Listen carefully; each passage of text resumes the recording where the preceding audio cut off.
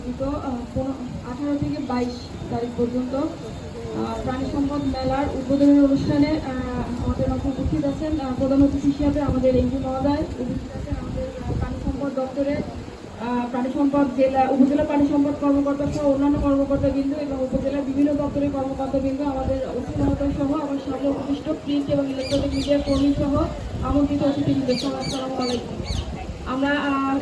আমরা মাননীয় প্রধানমন্ত্রীর বক্তব্য শুনেছি এবং ওনার বক্তব্যে আমরা সবই জেনেছি। গত 15 বছর ধরে বাংলাদেশের প্রাণী সম্পদ খাতে বাংলাদেশের যে অগ্রগতি এবং প্রাণী সম্পদ খাতকে এগিয়ে নিতে ওনার দিক নির্দেশনামূলক বক্তব্য আমরা শুনেছি।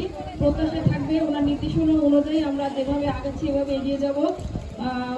আমরা অনেকক্ষণ ধরে অপেক্ষা করছি, আমি বক্তব্য বেশিক্ষণ দিব না, প্রচণ্ড গরম। শুধু এতটুকু বলবো, হতাশ হওয়া যাবে না। হ্যাঁ, আমরা মাননীয় প্রধানমন্ত্রী যে কথাটা বললেন, বেকারত্বের যে হতাশা, সেটা থেকে সেই হতাশা কাটিয়ে আমাদেরকে এগিয়ে আসতে হবে।